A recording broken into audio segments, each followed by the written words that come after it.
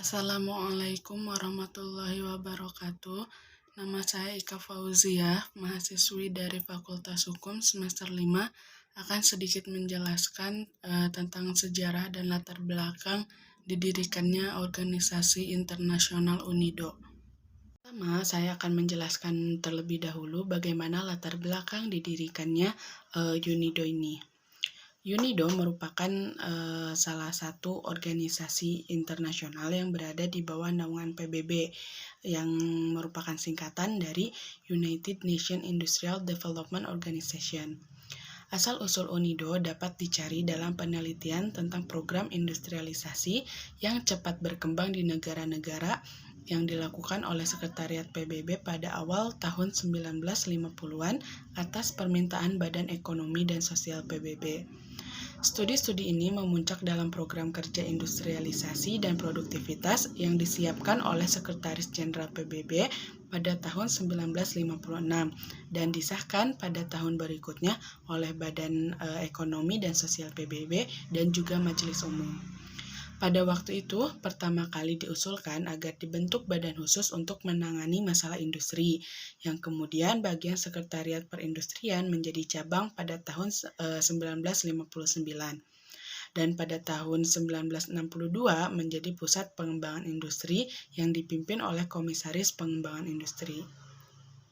Setelah itu, proposal untuk melembagakan lebih lanjut isu-isu terkait pembangunan industri di dalam PBB dipertimbangkan oleh berbagai kelompok dan organ antar organisasi. Selanjutnya, Majelis Umum PBB membentuk UNIDO pada November 1966 sebagai organ khusus Perserikatan Bangsa-Bangsa. Pada bulan Januari 1967, di mana 1 tahun kemudian, organisasi ini secara resmi didirikan dengan kantor pusat berada di Wina, Austria. Saya akan menjelaskan sedikit tentang bagaimana sejarah organisasi UNIDO ini. Pertama, ketika menghadapi krisis dan reformasi selama tahun 1990-an. Selama tahun-tahun berikutnya, setelah didirikan, UNIDO terus berkembang, terutama kegiatan operasionalnya. Namun beberapa perkembangan itu, terutama dari luar dan di dalam organisasi, ada yang menyebabkan krisis yang mencapai puncaknya pada tahun 1997 ketika UNIDO menghadapi resiko penutupan.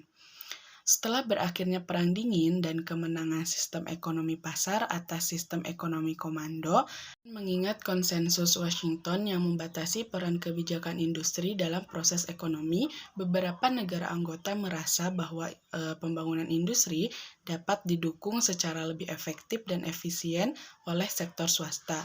Akibatnya, Kanada, Amerika Serikat, dan Australia, di mana ketiga negara ini merupakan investor terbesar pada saat itu, menarik diri dari organisasi antara tahun 1993 dan 1997. Bersamaan dengan itu, berlanjutnya ekonomi beberapa negara industri utama serta gejolak keuangan tahun 1997. Krisis keuangan Asia menyebabkan bantuan pembangunan multilateral menurun. Selain itu, struktur manajemen yang lemah dan kurangnya fokus dan integrasi kegiatan UNIDO berkontribusi terhadap krisis-krisis. Negara-negara anggota UNIDO menanggapi dengan mengadopsi rencana bisnis yang ketat tentang peran dan fungsi masa depan organisasi pada bulan Juni 1997. Kegiatan yang tercantum dalam rencana bisnis berdasarkan keunggulan komparatif yang jelas dari UNIDO sambil menghindari tumpang tindih dan duplikasi dengan lembaga multilateral lainnya. Poin kuncinya adalah bahwa kegiatan harus diintegrasikan ke dalam paket-paket layanan daripada yang disediakan secara berdiri sendiri. Organisasi secara radikal mereformasi dirinya berdasarkan rencana bisnis ini dan merampingkan layanan, sumber daya manusia, dan juga keuangan serta proses internal selama tahun-tahun berikutnya. Yang terakhir, peran UNIDO pasca reformasi. Atas dasar keuangan yang sehat dan dalam gelombang kedua reformasi program pada tahun 2004, UNIDO lebih lanjut memfokuskan kegiatan dan layanan teknisnya secara langsung untuk menanggapi prioritas pembangunan internasional. Dalam penilaian independen terhadap 23 organisasi internasional, UNIDO dinilai sebagai yang terbaik ke-6 secara keseluruhan dan sebagai yang terbaik dalam kelompok badan khusus. Sehubungan dengan saat ini, dalam debat reformasi PBB dapat diamati bahwa UNIDO secara aktif berkontribusi pada koherensi seluruh sistem PBB dan juga efisiensi biaya.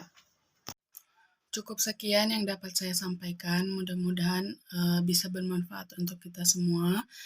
Juga mohon maaf apabila ada salah kata dalam pengucapan.